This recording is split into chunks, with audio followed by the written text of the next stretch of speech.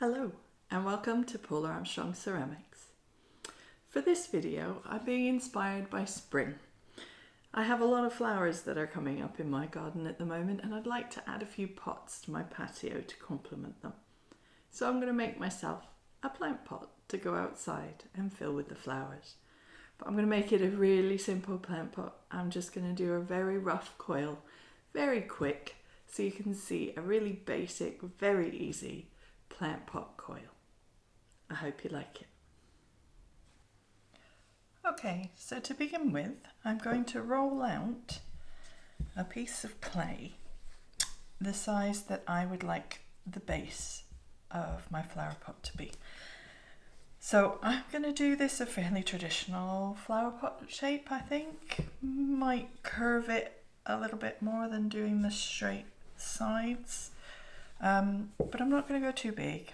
I don't have a very big patio and I don't have any really big plants to go in this pot, so I am just going to roll it until it's about the size that I'd like to start.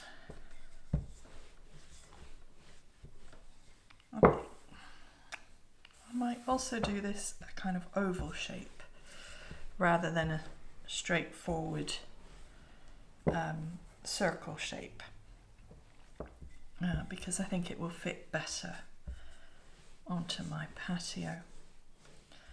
So, okay, to do an oval shape I'm going to use a circle cutter to help. I'm just going to press down lightly so that it marks the clay, and then I'm going to put another one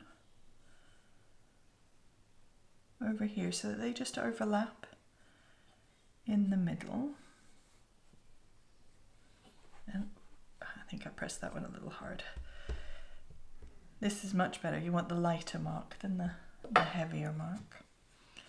And then I'm just going to put a line across the two circles, and then I'm going to follow that straight line and cut around the circle at the edge,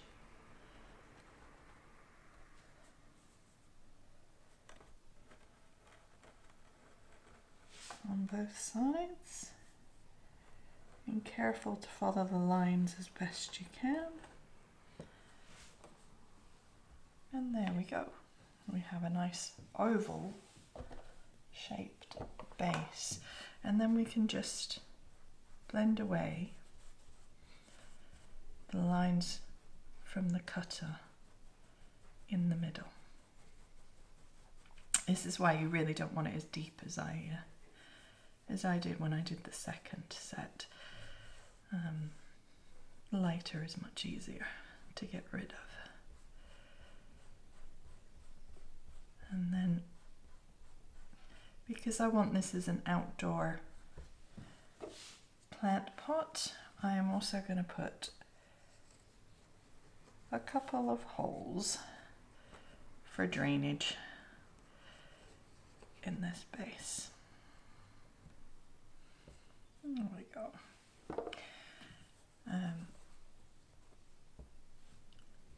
If you want to put initials or anything on the bottom, you can do that at this point.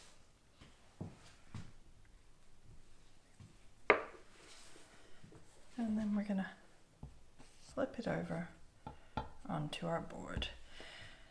I use the pillar cases to roll on because they're porous so the clay doesn't stick, but it also helps on my tables because I've got the joins between the planks of wood in the tables that when I roll out I end up with lines across it, so I like using the pillowcases to help me get rid of that.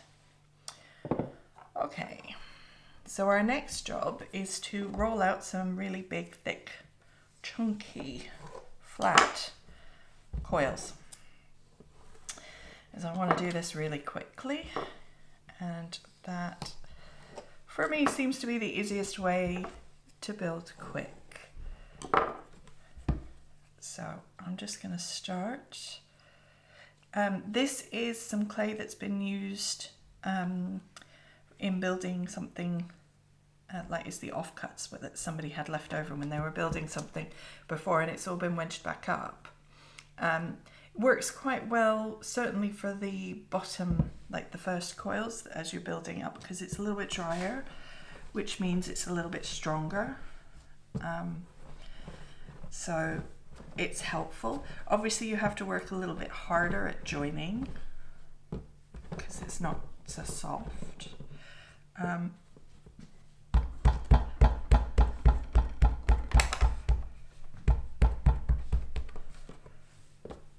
not being at all neat with rolling these out.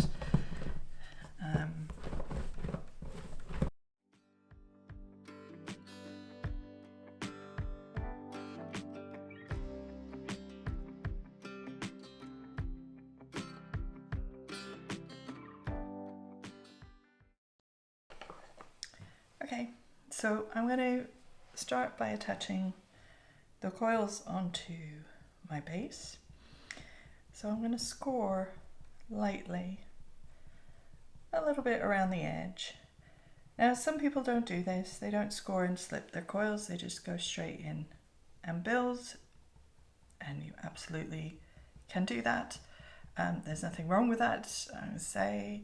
I often say if the piece you make comes out of the kiln the way you want it, then you've done it right.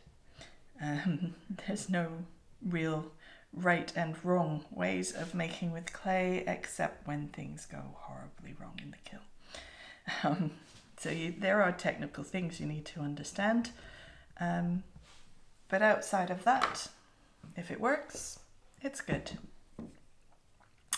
So I'm going to add a bit of slip, because I've found over the years with my clay and the way I build and fire with my kilns, this tends to be the safest way and the most likely way to get pieces through the kiln without any problems. And this is how I teach in my studio as well. So we're going to score and slip the first coil going round. I'm going to use one of the longer ones that I made to start with. I'm just going to put it into place. Now, I'm not being very neat with this whole build. If you want to be very neat, you can absolutely just take a bit more time than I am with this.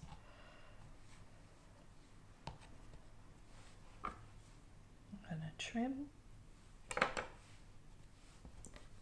a bit of slip between, and then marry up the edges. I like to blend the ends of the coil together at this point, but you can do this when you're doing the blending, the more general blending. All right, I'm going to add another coil on top, so I'm just going to add some slip. I'm not scoring this time. You can, again, it adds another level of security. I am going to go outwards slightly. I'm going to take this sides out a bit, but I'm going to keep the front in line. So I'll just start that shape. I'll trim this end off a bit because it's got a bit narrow. I'm going to start that shape with this coil. Again, I'll trim this end so it matches up. And pop that there. So again, straight on the front, but then angling out at the sides.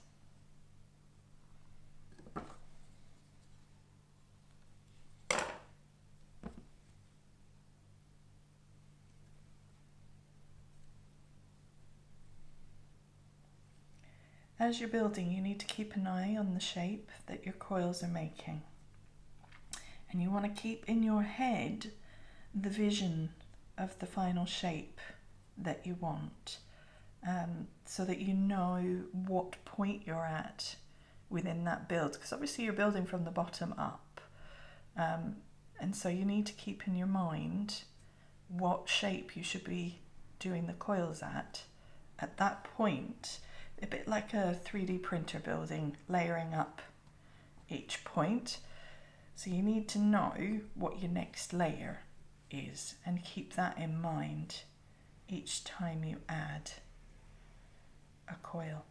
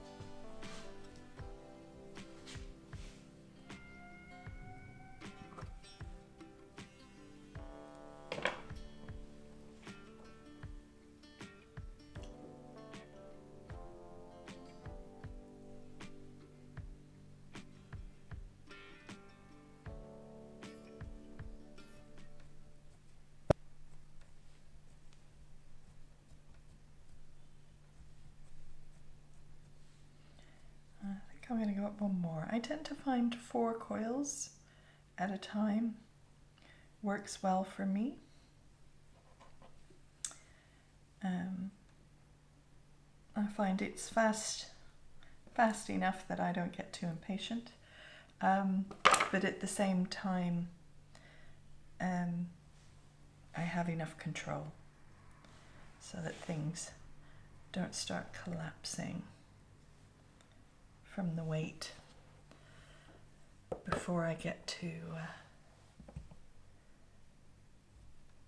the blending.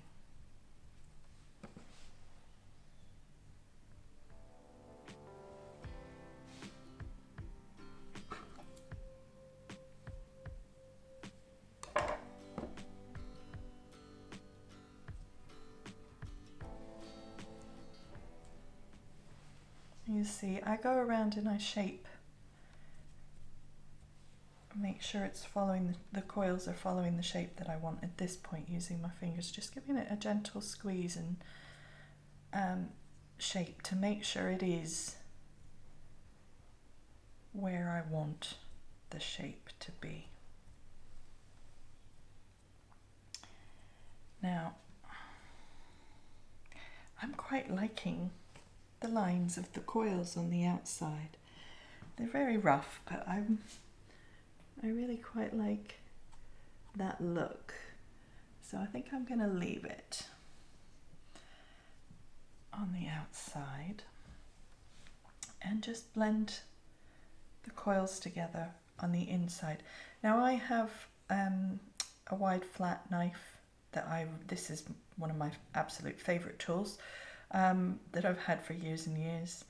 It's an old camping knife that I got from my parents when they used to have a camper, and I love it. For coiling, it's brilliant. It's one of my go-to tools for everything, and the wide flat is really good for blending the coils. And what you want to do is scrape the surface so that you're pulling the clay from the coil up or down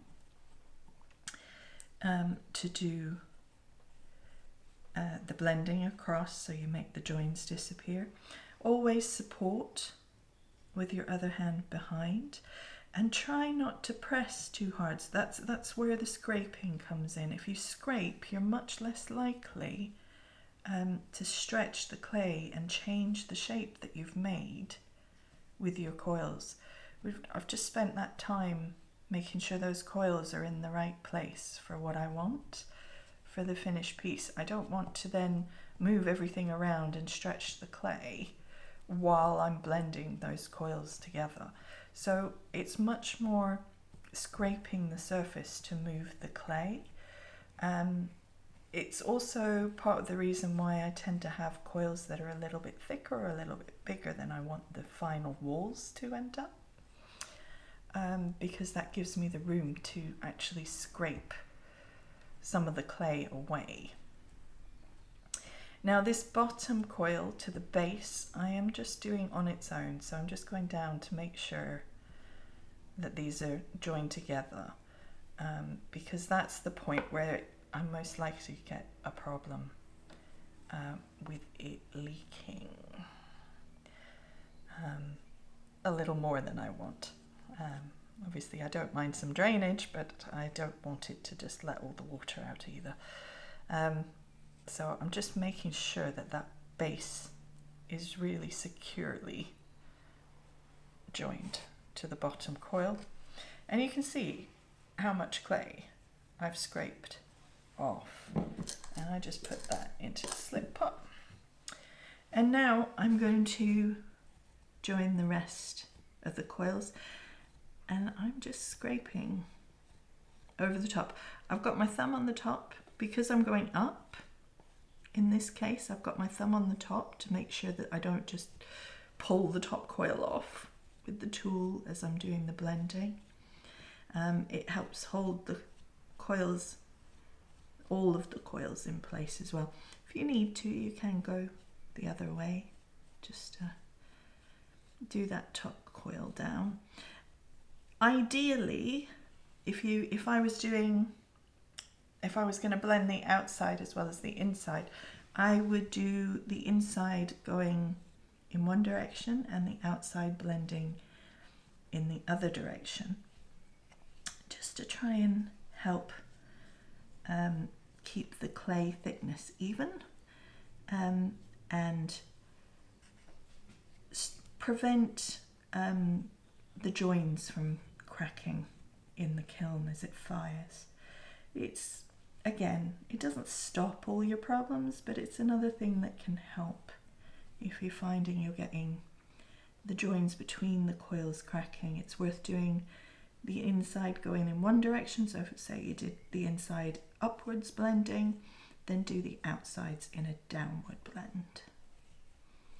So you're scraping up on the inside and down on the outside.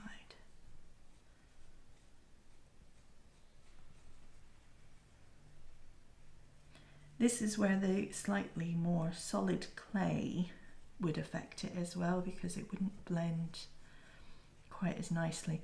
And that's my top coil that I've just put on is slightly drier than the bottom coils that I put on there, which is how come it's not scraping quite so easily, and I'm having to do a downward blend in some places.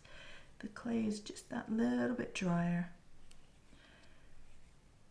and it just makes it it requires a bit more pressure to get it to blend and scrape where I want. Always with the support with the hand behind, and keeping in mind still the shape that you want, so that you're not losing the shape as you're blending. I also find it's worth blending more than one coil at a time if you want a smooth look, because if you go in and just blend one join at a time, you can end up with it the coils still showing, so you end up with a bit of a bump over where the coils are, and if that's really not working, you can try a diagonal scrape, so that you're not following up and down or following along. Always go against the join as well when blending. I think if you follow the join along, I don't feel like it joins the clay quite as well as if you're scraping against the join, because you're taking clay from both sides onto each other that way. Whereas if you do it along the line. You're actually emphasizing the join rather than sealing it. Okay, now I'm just going to do a quick tidy on the inside here to make sure everything's nice and blended with a rubber kidney. I'm not overly worried. This is obviously going to be filled with soil, but I can also use this to do a quick check that the shape is staying what I want, and I can reshape if I need to, so you can use the rubber kidney to stretch something if it's not quite where you want it. There we go.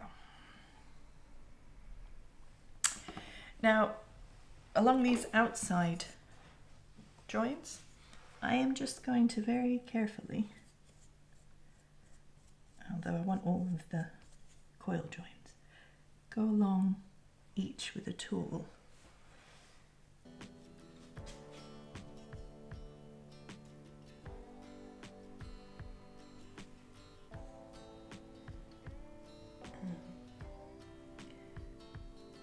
Just to make sure that join is secure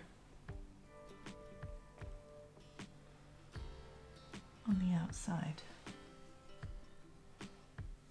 as well as where I've blended it on the inside.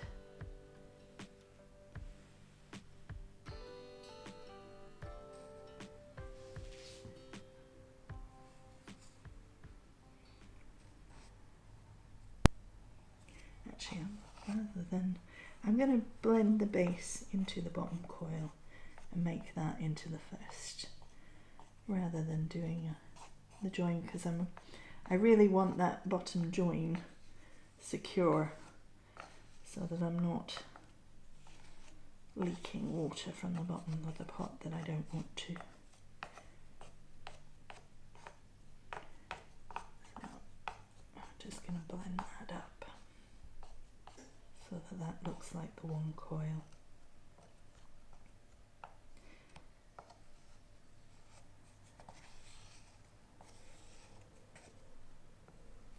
There we go. Okay. Now I need to leave this a little bit longer.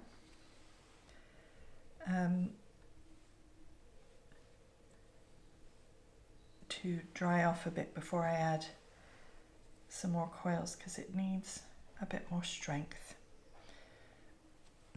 before I go any higher. So I'm going to give that a blast with my heat gun to dry it off, and then I will be back.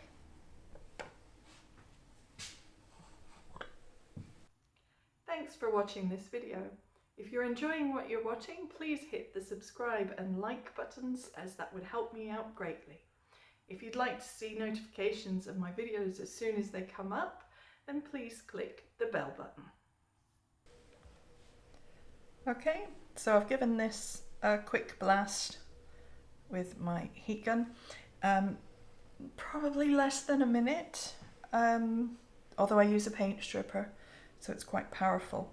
And what I've done is concentrated the drying on the bottom half and left the top so that it's still wet enough that I can happily add more to the top, but the bottom is stronger so that when I add the weight here, it's not going to collapse out. So I'm going to now start with the next set of coils and repeat exactly what I've done before. I don't have too many coils left, so we're going to see how far I can get.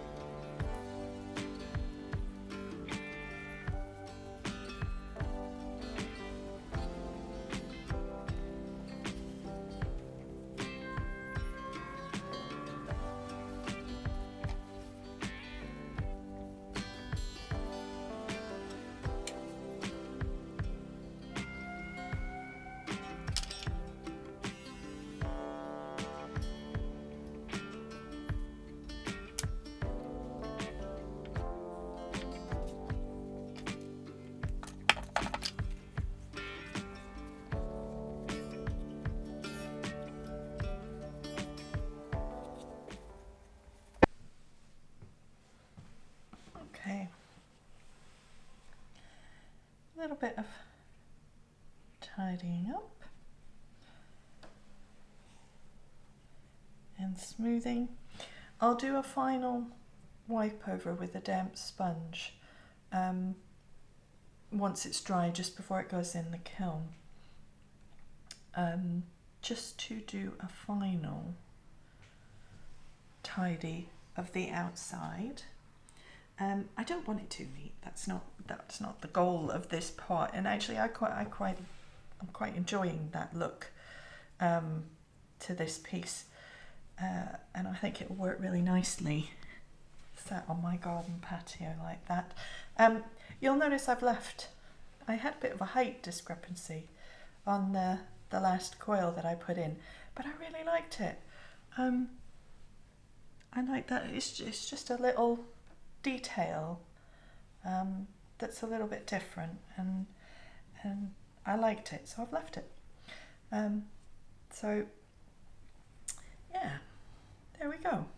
There's a nice little simple flat coiled plant pot for my patio. I hope you liked it.